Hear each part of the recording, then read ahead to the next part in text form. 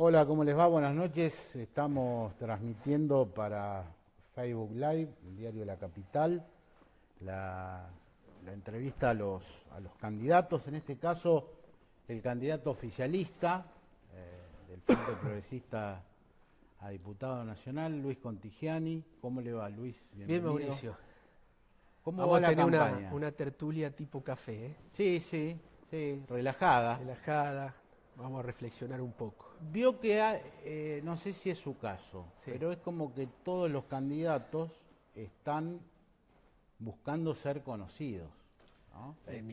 Y yo digo, yo lo he escrito, es como una orquesta que se pierde entre el ruido y claro, la gente quiere escuchar a algún solista Ujú, para definir el voto.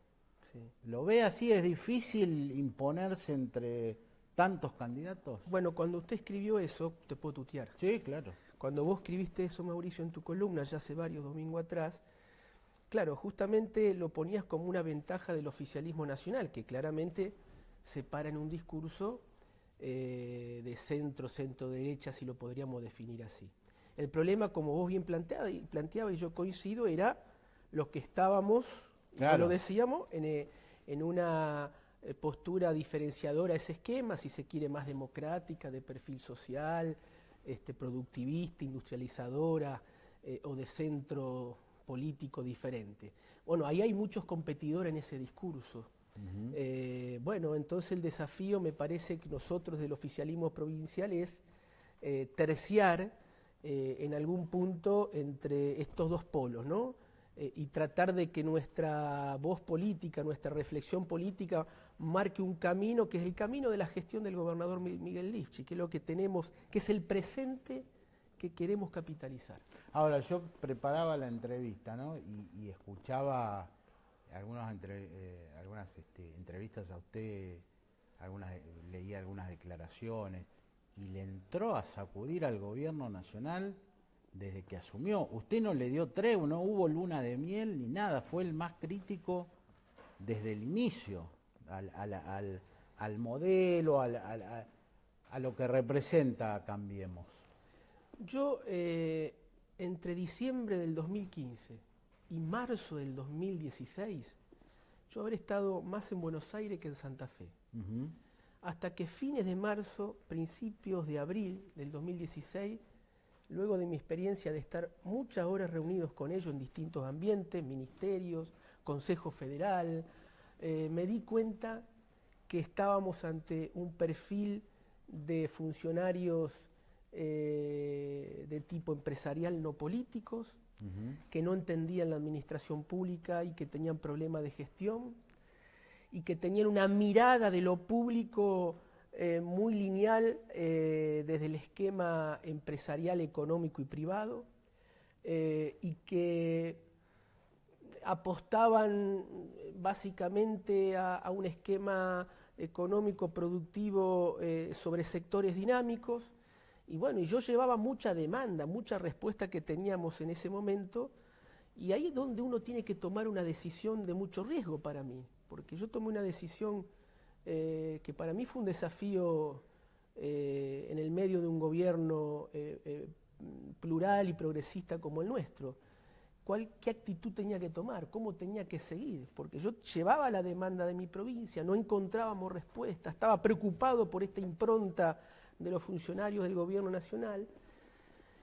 Y como creo que en la vida hay que tomar siempre una decisión, y mucho más en política, nunca mantenerse en una posición híbrida, neutral, que hay que ser audaz, que hay que arriesgar, aunque después pueda salir bien o mal, yo en ese momento dije, me pongo al frente de los problemas santafesinos y trataré de resolver con el poco margen que tengamos de Santa Fe los problemas, pero voy a ser la voz de ello a nivel nacional. Y ahí empecé a hablar de importaciones, del problema de la lechería, el problema de la emergencia hídrica y el tipo de asistencia, la macroeconomía nacional que afectaba el poder adquisitivo, ya entraba en ese semestre en una caída profunda de la economía y eso perjudicaba a los sectores comerciales de Santa Fe y pequeños y medianos empresarios.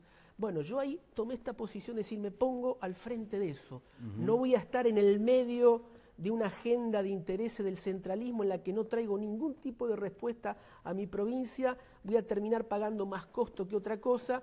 Bueno, elegí ese camino. Ahora bien, uno escucha, hoy mismo, hace un rato, estaba hablando con Luciano Laspina, ¿no?, que es candidato de Cambiemos, y me decía, bueno, en el gobierno hay una creencia, el jefe de gabinete está convencido de que la economía empieza a dar resultados, que los números de la macro están muy bien.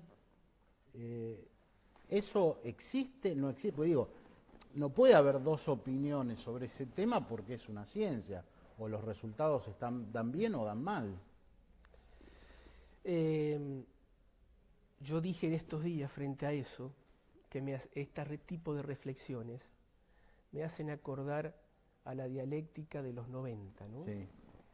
En los 90 la macro estaba bárbaro y había que discutirle a Cavallo, porque Cavallo traía toda una batería de datos, que este gobierno no es sólido en eso, una batería de datos, de argumentación, y la macro parecía que funcionaba muy bien y que la Argentina era del primer mundo. Ahora, en la micro, en la vida cotidiana de la gente, pasaban cosas muy duras. Bueno, a mí me rememora un poco estos discursos de la macro a ese pasado. Ahora, técnicamente, Mauricio, hay una recuperación en los sectores agroexportadores, mineros, financieros, y levemente empieza a recuperarse algunos sectores luego de un bajón profundo de la economía, tan profundo que en el escenario más optimista podemos estar a fin de año a niveles de actividad económica de diciembre del 2015, en el escenario más optimista.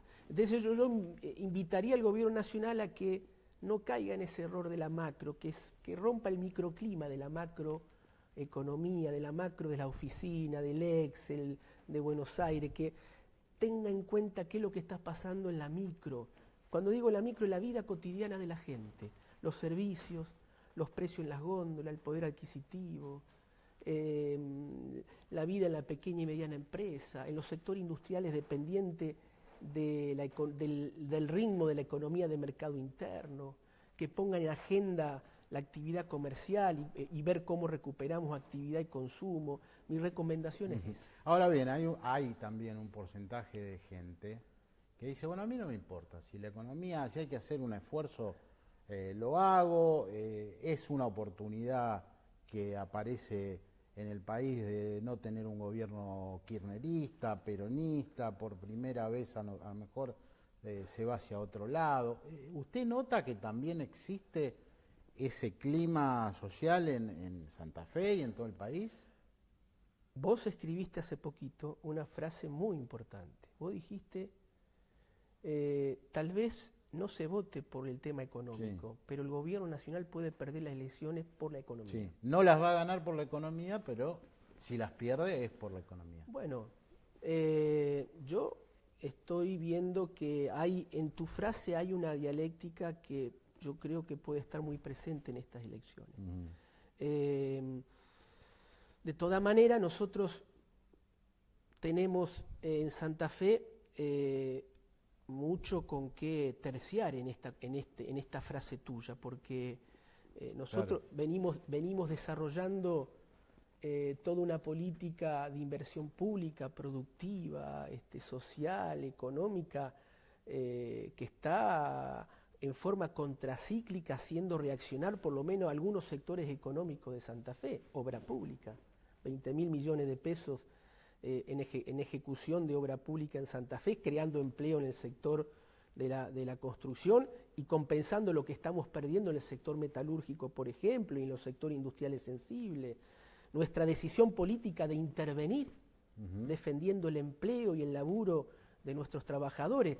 Nuestro ministro de Trabajo, el gobernador, nosotros tomamos siempre una decisión política de estar en todos los conflictos laborales con el procedimiento de crisis, haciendo acuerdos para que no haya despido y convalidando que cobren menos salario para que no haya despido, mientras el Ministerio de Trabajo de la Nación tiende a no involucrarse en los conflictos empresariales porque tiene una mirada más privatista. Nosotros hemos intervenido el año pasado en 170 problemas privados defendiendo el trabajo. Entonces ahí hay una decisión política nuestra consecuente con nuestra manera de ver la economía, del gobierno, tratando de defender el empleo, pero a la vez trabajando con las empresas, porque también le dimos a la empresa una gran contención económica para, como siempre he definido yo, comprar tiempo, ganar tiempo. Entonces, Santa Fe en ese eje, Mauricio, que vos escribiste, tiene para mostrar un camino diferente y proponerle a la Argentina un camino diferente en cuanto a desarrollar el país, políticas contracíclicas, la obra pública en serio, la pequeña y mediana empresa, el cooperativismo, un rol del Estado activo, una articulación público-privada. Si usted, yo le pregunto, bueno, a ver, dígame, ¿qué líder político es el que usted admira de toda la historia de la Argentina? Ah, ¿de la Argentina? Sí. Y hay muchos, ¿no? Pero si yo tendría que decir uno que Alfonsín. Bueno, Alfonsín, uno que me marcó generacionalmente, Mauricio, me marcó mucho, ¿no? No es radical usted. No soy orgánicamente radical, pero tengo generacionalmente me marcó esa persona, ¿no? Yo hoy pertenezco al Frente Progresista, no tengo una vida orgánica partidaria. No es socialista tampoco. Claro, pero políticamente me debo a la confianza del gobernador Miguel Lifchi y de otros dirigentes. Es de Arequito. De Arequito. Y digamos, usted tuvo una vida marcada por la militancia en el sector agropecuario. Lo mío es raro, porque ahora te cuento, Mauricio, nunca lo hemos hablado, me parece, pero yo soy hijo único, mis padres murieron jóvenes, de un hogar humilde, trabajador. Mi papá lo que más logró en la vida fue una herrería, después hizo diferentes trabajos, desde trabajar en un campo hasta diferentes trabajos en mi propio pueblo. Eran gente con sexto, séptimo grado, pero me transmitieron una dignidad de vida extraordinaria, porque ellos se levantaban y peleaban el día a día para llegar a fin de mes, pero sabían vivir, tenían una felicidad, y un poco a lo mejor en Teodelina, vos lo referenciás también con alguna otra gente, tenían una felicidad para compartir la vida en la carencia, que yo hoy con mucho más bienes materiales resuelto, mucho más conocimiento que me regaló la vida, no alcanzo a tener esa dignidad, esa cosa de la sencillez de vida que tenían mis viejos. ¿Y usted vuelve al pueblo? Sí, claro, porque tengo poco ahora, tengo mi casa paterna que me quedó ahí, que está alquilada, con parte de eso alquilamos con mi esposa y 3 hijas aquí en Rosario, y tengo mis amigos, mi historia, mi club, mi infancia, y bueno, vuelvo poco, pero lo siento como un lugar en el mundo, ¿no? Aunque empecé a querer mucho a esta ciudad, pero bueno, entonces, fíjate lo raro de todo, porque en mi casa no se leía, ¿no? En mi casa se trabajaba, era la prioridad número 1, llegar a fin de mes.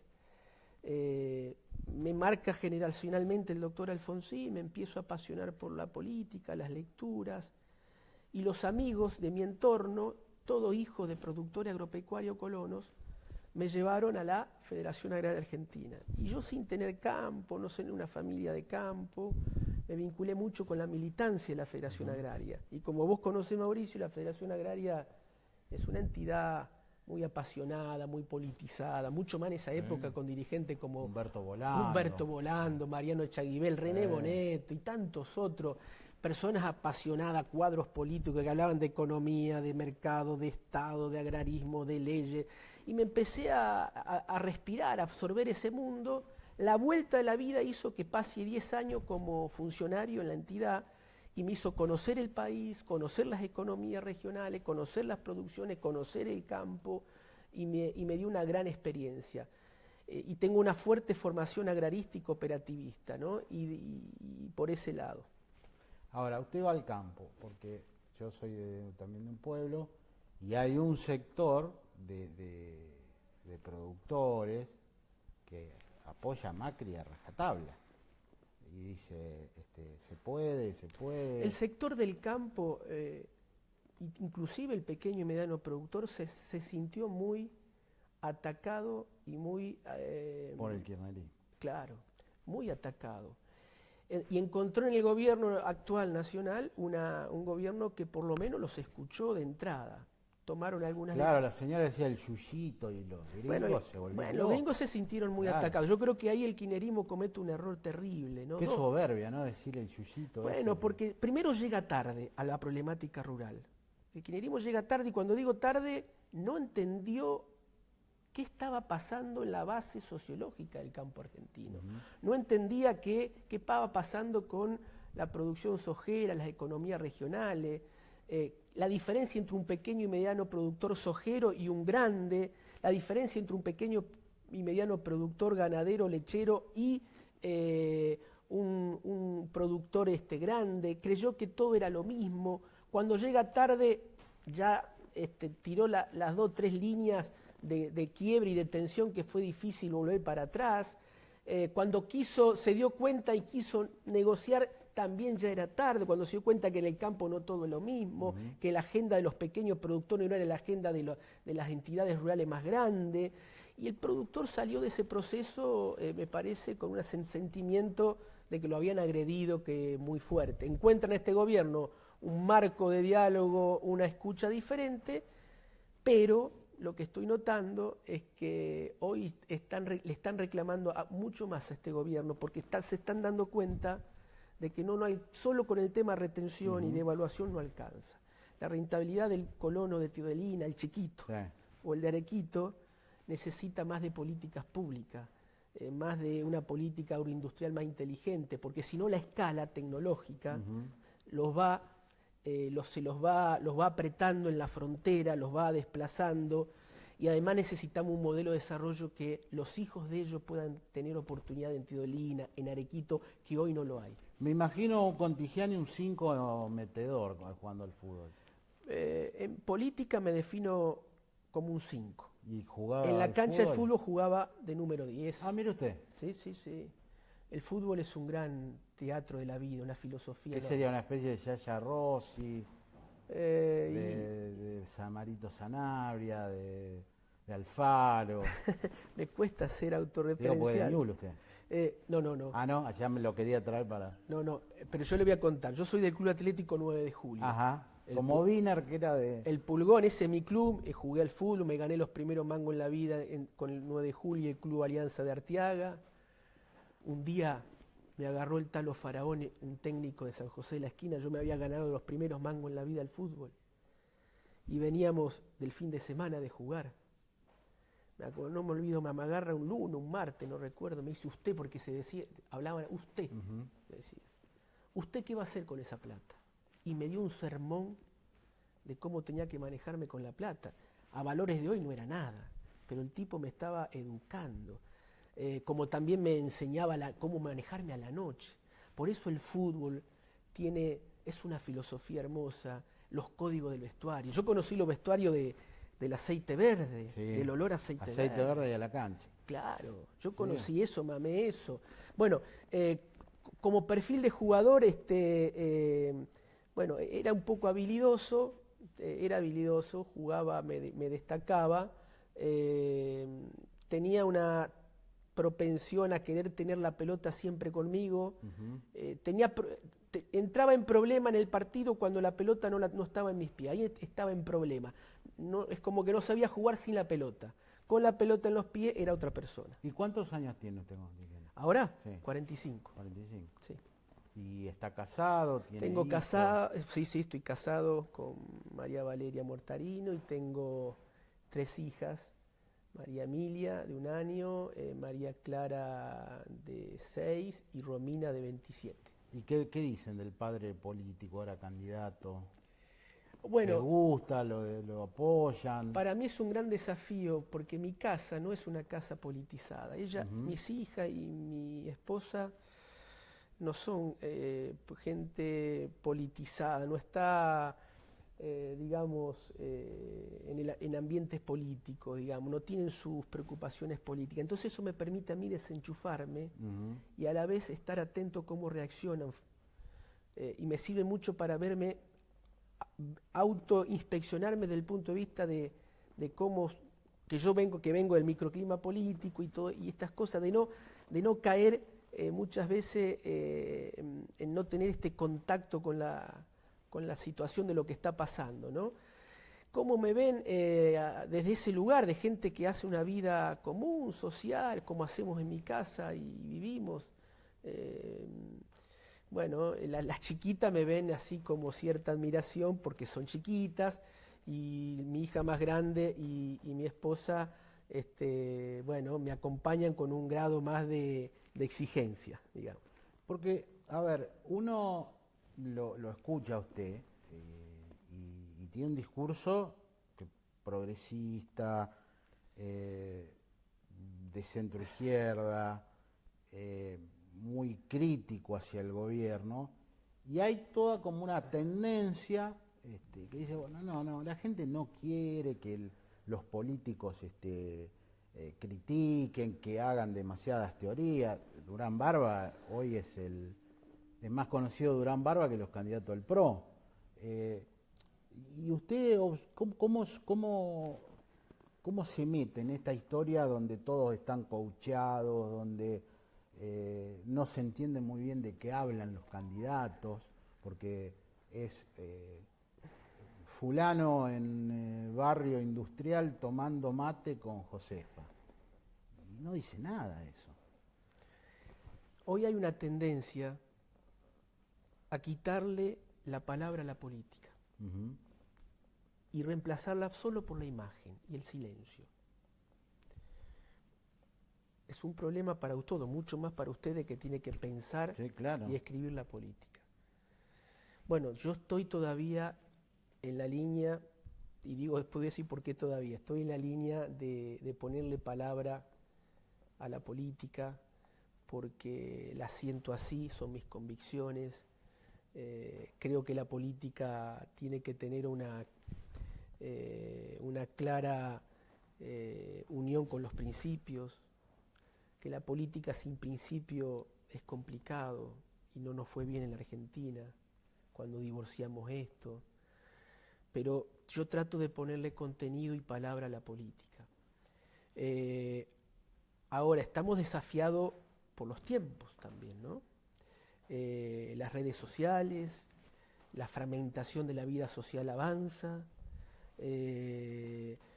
ya hay varios tipos de sociedades dentro de las sociedades, varios fragmentos en cada sector y cada grupo, varios filtros. Bueno, es un desafío para nosotros, de los que creemos que la política tiene que tener palabra, cómo pensamos y reflexionamos y nos desafiamos frente a lo que hoy está en la sociedad y cada vez va a estar y se nos viene cada vez más fuerte, que es una dinámica de comunicación política donde lo instantáneo, lo espontáneo, tiende a reemplazar a la palabra y convertir todo en imagen. Es un gran desafío. Yo no voy a renunciar a ponerle palabra a la política, pero a la vez tengo que estar abierto a pensar, a estudiar estos fenómenos que tienden a reducir todo a la política a un mensaje instantáneo y en términos de imágenes. Con lo cual yo sigo en esta línea, pero abierto, leyendo, escuchando, observando, porque es un desafío. Con respecto a lo de Durán Barba, bueno, es un pensador de la comunicación, un sociólogo, cumple la función de un sociólogo también, un gran estudiador de los perfiles sociales y psicológicos. Y yo creo que él gravita en su sector político, al cual él asesora, porque creo que estamos ante un tipo de clase de centro derecha o derecha que representa Cambiemos, elegida democráticamente por primera vez en la historia. Porque antes venían de los golpes, después pasaron, cooptaron partidos políticos como en los 90 el peronismo o el fenómeno de la Rúa. Hoy ellos son lo que son, se presentaron y ganaron. Sí. Y el sistema político tiene claramente una centro derecha afirmada. Lo que está faltando, creo yo, un espectro político alternativo que es lo que hay que construir. Pero me parece que es un tipo de derecha que muchas veces me hace extrañar a aquellos conservadores del siglo XX, ¿no? Pellegrini, Raúl Prebisch, Pinedo, que tenían una idea de nación. Esta dirigencia política me parece que no quiere o no le da para tener una idea de nación, un proyecto de comunidad. Vuelan rasante, ¿no? Vuelan playito. Y bueno, se nota esa limitación y creo que Durán Barba sobresale en ese sentido. Bueno, pero yo trato de ponerle palabra a la política y estar abierto. Digo, usted tiene un discurso muy economicista, es un hombre que es ministro de la producción, está formado ahí, pero yo no creo que haya en Santa Fe muchas objeciones a la política, a las políticas económicas, sociales del gobierno. Es como que la objeción al socialismo, al Frente Progresista, está puesta en el tema seguridad. Lifshitz ofreció en la campaña, prometió un plan de seguridad. Y la gente dice, bueno, ¿y dónde está el plan? ¿Hay plan de seguridad? Bueno, sí, claramente hay plan de seguridad, pero antes quisiera reflexionar, Mauricio, en este punto, ¿no? Yo creo que la seguridad y la violencia en la Argentina es fruto de la ruptura de la sociedad. La sociedad se rompió en la Argentina. Por eso vengo diciendo en muchos planteos míos hace tiempo que el sistema político tiene ya todo el sistema político. Cambiemos nosotros, el peronismo, todo el sistema político tenemos que volver a construir sociedad. Porque estamos en una situación de peligro, estamos en una etapa hasta prepolítica, que si no nos damos cuenta que tenemos que recuperar sociedad, el movimiento de sociedad, tenemos que volver a ser comunidad.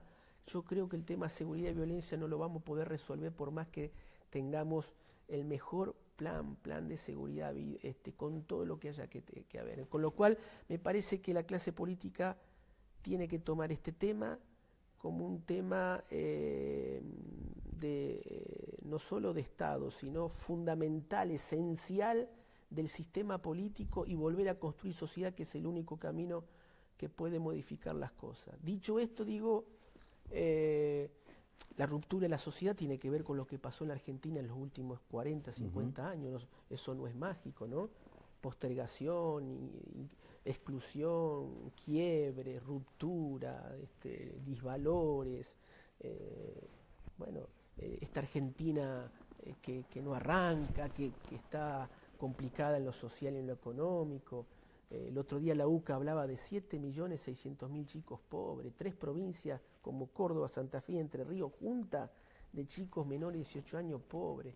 Bien, frente a este cuadro hay que crear sociedad, volver a crear redes sociales como ámbito estratégico. Con respecto al plan de seguridad, nuestro ministro de Seguridad, el gobernador, este tema han tenido la virtud, junto con el gobierno nacional, de llevar la coyuntura al plano de una articulación nacional y provincial.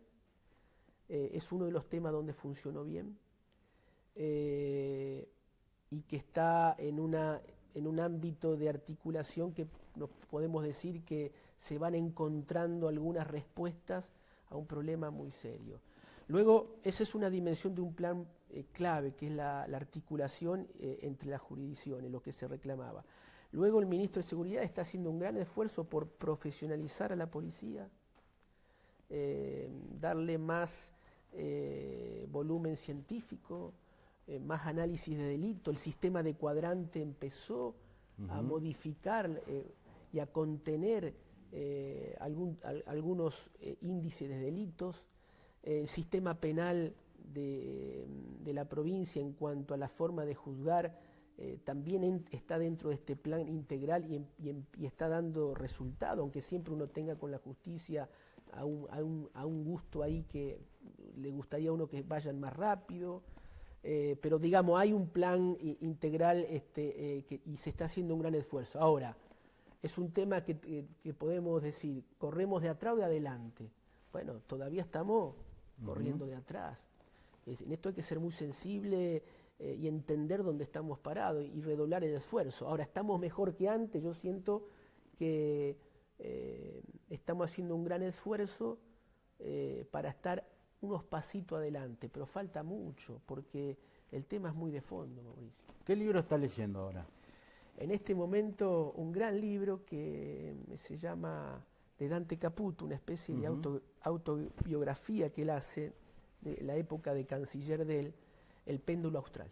¿Y qué libro así lo marcó que usted, a quien está mirando ahora esta entrevista, detrás de la computadora, del teléfono, usted dice, bueno, lea esto? ¿Y qué libro lo marcó en su vida? Muchos. El boom latinoamericano, todos esos libros del boom latinoamericano. Me imaginaba, tiene el perfil ese. Claro. Galeano, Las venas abiertas de América Latina. No, bueno, pero sume, eso ni hablar, pero sume también, Mauricio, a Roabasto, Sol Supremo, Hijo de Hombre, una novela que a mí, sobre la guerra Paraguay-Bolivia, sobre el Chaco paraguayo, una novela hermosísima, humana, Vigilia del Almirante. Después, obviamente, 100 años de soledad, hay que traer toda la literatura, Vigilia, como es el colombiano, que ahora no me acuerdo, el autor, ahora bueno, me hice un bache, el autor de 100 años de soledad. García Márquez. García Márquez, bueno, todo lo que ha escrito García Márquez, Carlos Fuente. Onetti, un existencialista pesimista, siempre. Un gran uruguayo, un gran escritor uruguayo. Un gran escritor uruguayo, un existencialista pesimista, duro para leer, un gran personaje, Benedetti. Todo ese boom para mí, Sábato, bueno, todo ese boom me marcó mucho en el campo de la literatura. Después muchos libros de lo que es ensayo político, sociológico, histórico. Ahora, el libro de los libros que me marcó, me sigue marcando, que sigo reflexionando, que sigo balbuceando, que sigo, cada palabra me sigue inspirando, en la Biblia. ¿Tuvo una formación jesuita usted? Sí, gracias a Dios. Sí. ¿Y qué quiere decir? Decir, tener una formación jesuita. ¿Qué es lo que le dio a usted que no le da al resto? No se trata de que me dio a mí al resto, no, son las historias de vida, no va por ahí. A mí me tocó vivir esta experiencia y lo vivo como un regalo de la vida. Cuando yo vine, mi mamá me regala una formación social cristiana muy fuerte, ¿no? Que a mí en la política me hizo entender el rol de las organizaciones populares, entender al peronismo. La herencia de mi mamá y la herencia social cristiana me hizo entender y respetar mucho el peronismo. Y las organizaciones sociales de base, ahí llegué a todo el movimiento católico latinoamericano, a las corrientes más liberadoras.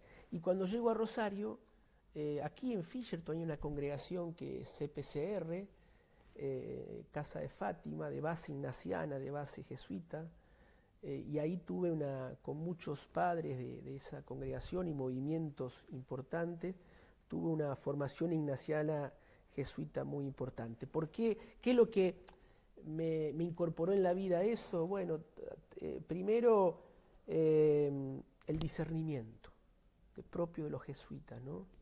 Discernir todo el tiempo, pensar todo el tiempo, leer los movimientos interiores de uno. Nosotros, para ello el interior de uno es un campo de batalla entre deseos, intenciones de adentro y de afuera, y siempre, y la forma de encontrarle la hoja de ruta a ese campo de batalla es el discernimiento. El discernimiento es sabernos escuchar a nosotros mismos. Es toda una gimnasia, es toda una experiencia interesante. Ahora eso no queda en uno, ¿no? El segundo elemento de ello muy fuerte es encontrar a Dios en todas las cosas y en el mundo. Y el tema ahí es, esto nos obliga a estar muy conectado al mundo, muy los pies en el barro, y tratando de transformar este mundo. Ahí cuando usted hace la reivindicación del peronismo le pregunto, porque digo, el socialismo, el Frente Progresista, fue para el santafesino una barrera al kirchnerismo. Es decir, votó a Wiener para que no venga el Kirchner, para que no gane el kirchnerismo en la provincia, votó a Fein para que no gane el... Y ahora está el PRO, está Cambiemos. Ese voto se fue, porque además cuando Bonfatti dijo y votaría a Scioli, el que estaba dudando se fue a Cambiemos. Y entonces uno dice, ¿cuál es el mercado electoral del Frente Progresista ahora? Y lo escucha a usted reivindicar al peronismo y le pregunto, ¿hay un cambio de estrategia? No, a ver, lo que ahí, Mauricio, lo que pasa es que el peronismo no se agota en el kirchnerismo, ni el kirchnerismo agota el peronismo. No. Y vos lo sabés hasta por profesión y por tu recorrido periodístico y mucho más en Santa Fe. Yo lo que digo es que mi formación, mi experiencia personal, todo esto que estaba contando me llevó a no tener una posición cerrada frente al fenómeno del peronismo. Y sin serlo, siempre a partir de mi propia experiencia personal entendí la dinámica de los sectores populares, sociales, la relación, la misticidad del peronismo, lo que representó en la historia, lo que representa hoy, lo que va a representar.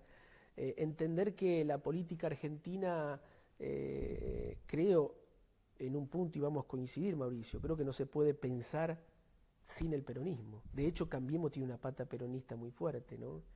Y lo tienen también otros movimientos. Entonces, en esto hay siempre dos posturas. O uno se cierra por diferentes preconceptos, manera de pensar, o porque cree que... o uno está abierto. Bueno, la vida y la experiencia me llevó a estar abierto y entender este fenómeno, pero el peronismo es tan abierto y diverso. Otra de las cuestiones que han pasado en Santa Fe, en las cuales la provincia se diferenció del resto, es que Reutemann, Obey, Wiener, Bonfatti, y lo hablaba esto con Lipschitz y me dice que él también va hacia eso, alambraron de alguna manera la provincia. Si no fue la provincia un apéndice del gobierno nacional. No por vocación solamente de los gobernantes, sino porque el santafesino quiere tener su propia historia, el rosarino quiere tener su propia. Pero parece Cambiemos. Gobierno nacional quiere quedarse con la provincia de Santa Fe, la ciudad de Santa Fe ya la tienen con Corral y Rosario. Para eso hace falta, para evitar un triunfo de Cambiemos, ustedes van a apostar a localizar el discurso, a provincializarlo. Mire,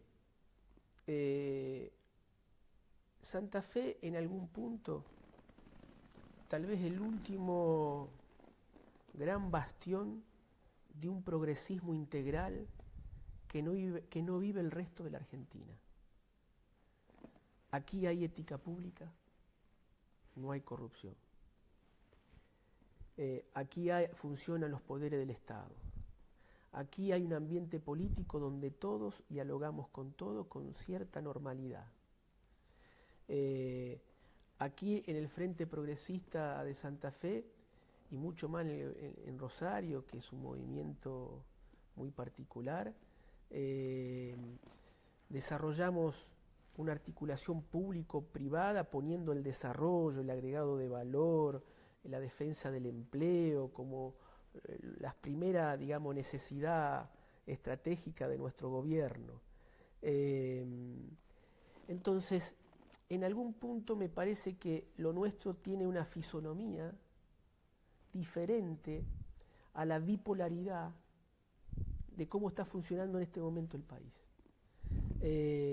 Y que nos diferenciamos positivamente a esa bipolaridad.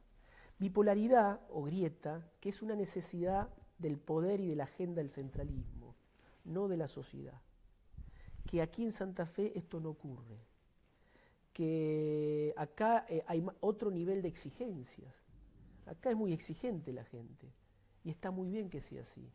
Nosotros no nos podemos escudar en la bipolaridad o en la grieta representa estos intereses del poder y de la agenda del centralismo de uno y de otro. Acá tenemos que dar respuesta, resultado. Y siempre para nosotros las elecciones son difíciles desde el vamos, por el nivel de exigencia que tenemos. Santa Fe es una tierra de pactos sociales, una tierra de constituyentes, hay un emprendedurismo privado, una iniciativa privada muy fuerte. O sea, hay un montón de componentes que podemos sintetizarlo en que en Santa Fe se vive un sistema político y un gobierno, en este caso particular, diferente al contexto nacional, de base progresista, demócrata, de perfil social, y que, bueno, hoy por hoy es un bastión. Tal vez el gobernador quiera convertir este bastión en una vanguardia para el país. ¿Qué quiere decir eso? Bueno, porque Lipsi dijo acá, quiero ser presidente. Bueno, tal vez hoy Santa Fe, que es retaguardia en muchas cosas, un bastión diferente a muchas cosas de lo que está ocurriendo en el país, tal vez tengamos la responsabilidad, si consolidamos, si salimos fortalecidos de todo este proceso, de contribuir a generar una nueva mayoría política en el país. Y acá estamos hablando de convocar a parte de la Unión Cívica Radical progresista, ni hablar el socialismo, a parte del peronismo, a demócratas progresistas, a desarrollistas, independientes, jóvenes, organizaciones sociales, intelectuales, una gran alternativa demócrata, social, progresista en el país que pueda balancear el sistema y hacerlo mucho más equilibrado. O sea, tenemos una centro-derecha votada democráticamente por la gente y construimos desde Santa Fe como bastión una nueva mayoría en la Argentina. Porque digo, a ver si entiendo, la grieta es un fenomenal negocio pergeñado por el macrismo y el kirchnerismo para que a ellos les vaya fantástico. Es una necesidad y en el del medio poder. No hay nada. Es una necesidad del poder. Claro. Hoy por hoy una necesidad del poder y de la agenda del centralismo del poder. La grieta es un negocio para poco que beneficia muy poco, de uno y del otro lado. Claro, pero mire esto. Sí, ¿no? a ver. Alguien se para y dice, bueno, no quiero saber nada con estos dos. Digo, voy a ver qué hay en la centro-izquierda. Y aparece hoy ahí un frente con Pino Solanas. Y resulta que Pino Solanas es senador nacional y se presenta de nuevo a senador nacional incumpliendo su pacto electoral. O sea, utiliza la candidatura testimonial como hacen los que él critica. Bueno, pero en todo caso habría que preguntarse si eso es progresismo y si eso es centroizquierda. Porque ser progresista y ser centroizquierda es lo que está haciendo el gobernador Miguel Lifchi. Pablo Hafkin, candidato en Rosario, Luis Contigiani, precandidato a diputado nacional, Emilio Jatón en la ciudad de Santa Fe y tantos otros personas que podemos decir que estamos en un proceso de búsqueda de nuevas demandas, de renovación del mismo frente progresista. Digo, me parece que en todo caso habría que preguntarse eso, ¿no? Y bueno, yo creo que el proyecto más articulado, Mauricio, para romper esa bipolaridad del poder que está agotado en la Argentina, del centralismo de poder que es la grieta, que es un negocio para poco, el proyecto más articulado, territorial, política y de la experiencia de gobierno es Santa Fe. Por eso Santa Fe está en condiciones, en un tiempo, veremos en qué tiempo, en cuántos años, si salimos fortalecidos primero aquí, como bastión, como experiencia política de gobierno y experiencia política frentista y social, de convertirnos tal vez en una gran posibilidad de ser de armar una propuesta, una articulación nacional y que pueda equilibrar el sistema, rompiendo esa bipolaridad. Porque yo siento que el Frente Progresista tiene mucho para discutir en el presente. Nuestro gobierno, cuando nosotros sacamos la consigna de presentes... ¿Qué quiere decir eso? Acá presente. Bueno, quiere decir que nosotros podemos en todos los temas podemos mostrar acciones. Salud, vamos a inaugurar mañana en Ceres con el gobernador un hospital en Ceres. En Reconquista estamos inaugurando, tomógrafo incluido, un hospital de alta complejidad. Podemos mostrar niveles en el sistema educativo, los mejores niveles en una situación difícil a nivel país, los mejores niveles de Santa Fe.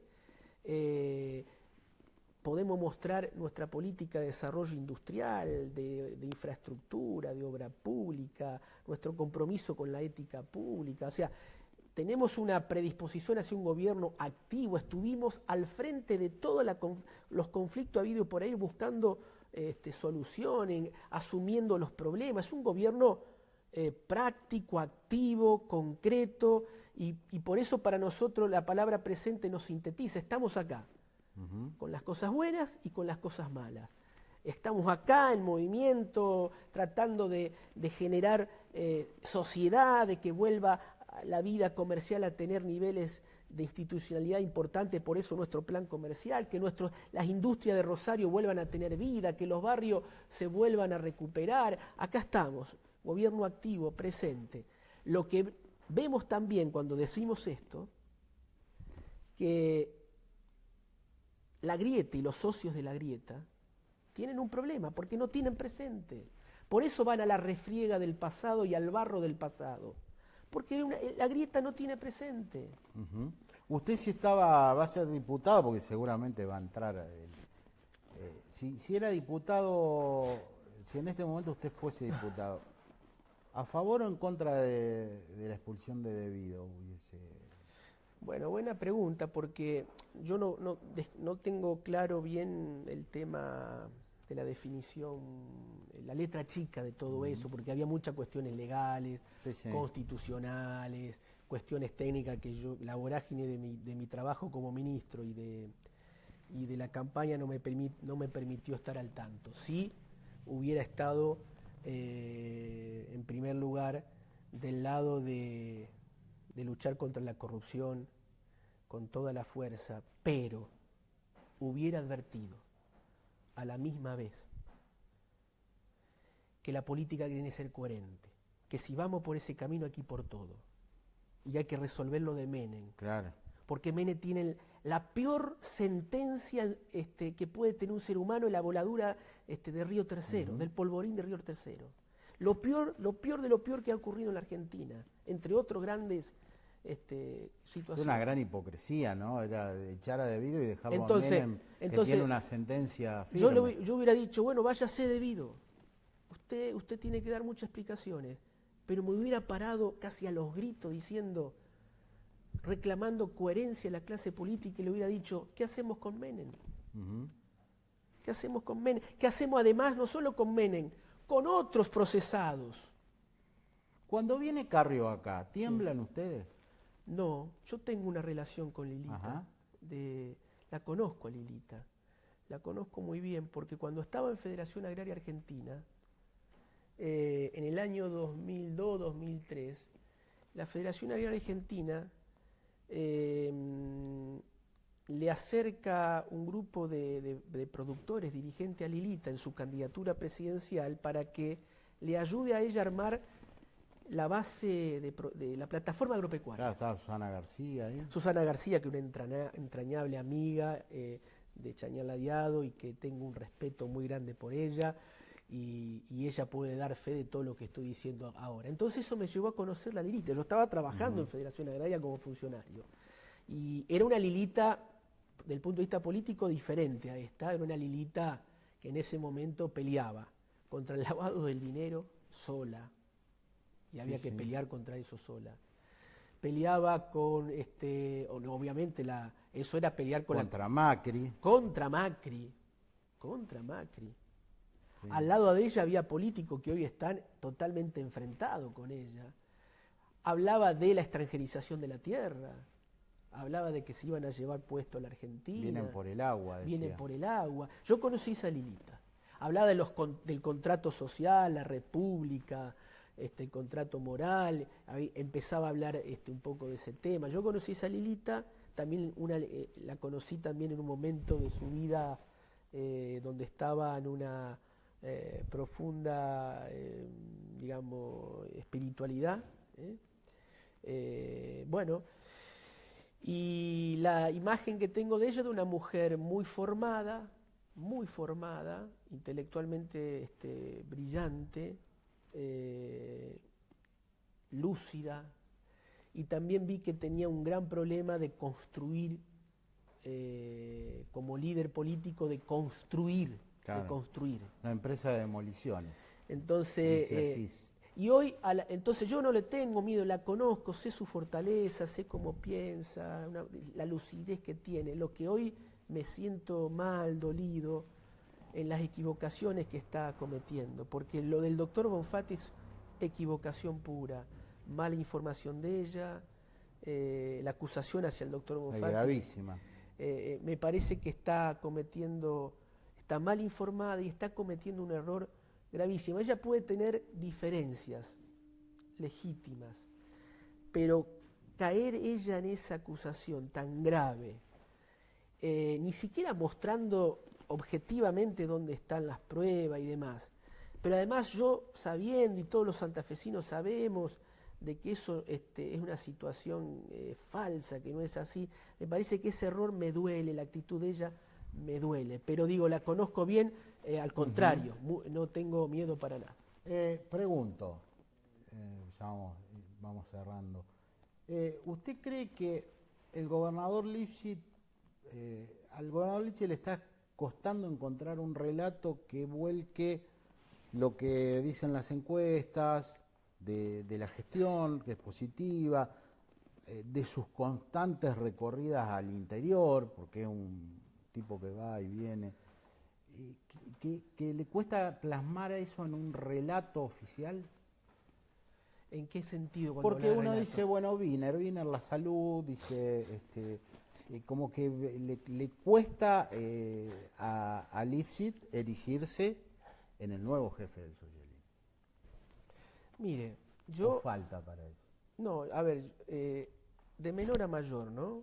Y digo de menor a mayor porque tal vez la historia de él como político es una historia que siempre fue de menor a mayor, en todos lados donde estuvo. Su gran capacidad, mi experiencia, lo que yo veo es su prepotencia de trabajo. Dice que a las 5 de la mañana se levanta, ¿no? Sí, una capacidad de trabajo, un hombre muy práctico, no es pragmático. La diferencia entre pragmático y práctico es muy, muy clara, ¿no? El pragmático para mí es un tipo inmoral, ¿no? Práctico es un deber moral de la política. Ahora, él es un tipo... Debido, decía en una época, que era el más peronista de los socialistas. Hoy no le conviene a Lifshitz, recordar. Bueno, sí, si hacemos recuerdo de frases, la política argentina da para todo. Pero el gobernador Miguel, un tipo práctico, con una gran prepotencia de trabajo, creo que lentamente y despacito va construyendo un relato detrás de tal vez 3 ideas claras, que podríamos definir como un desarrollismo particular, ¿no? Obra pública, infraestructura, desarrollo, ética pública, y puede ser un camino diferente para la Argentina.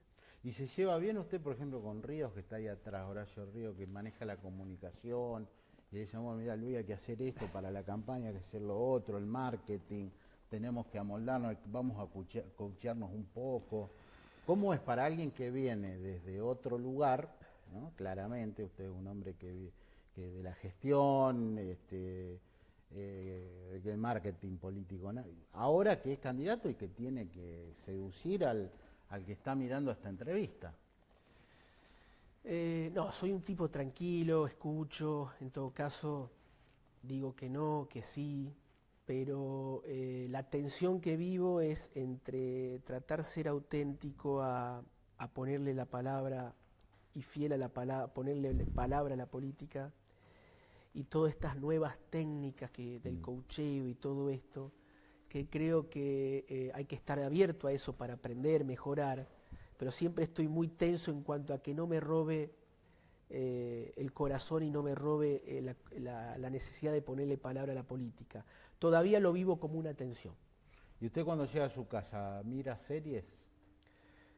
No, estoy mirando nada. House of En este, Cards, no, en este momento no puedo mirar nada, ¿no? Pero cuando tenía tiempo para mirar,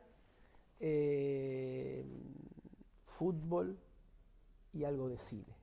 Y si tuviese que decir, bueno, a ver, el gobierno nacional hizo bien esto, ¿qué es lo que...? Lo que hizo mal ya lo dijo en esta entrevista todo, pero ¿qué diría, bueno, estos tipos esto lo hicieron bien? Restablecer un diálogo con el campo, yo creo que, y rápidamente al comienzo, sobre todo de donde veníamos, también me parece que el intento de poner el tema narcotráfico a un nivel, digamos, de máxima política de Estado, también me parece que es muy importante, muy importante. Disponerse a un diálogo político permanente, aunque uno después puede decir si eso da resultado o no, pero por lo menos hay un diálogo político permanente. Bueno, rescataría eso, ¿no? ¿Usted se reunió alguna vez con su par nacional, Cabrera? Sí, claramente. Yo entre diciembre y fines de marzo del 2016 me reuní varias veces, después menos porque hemos tenido diferencias, mucho menos.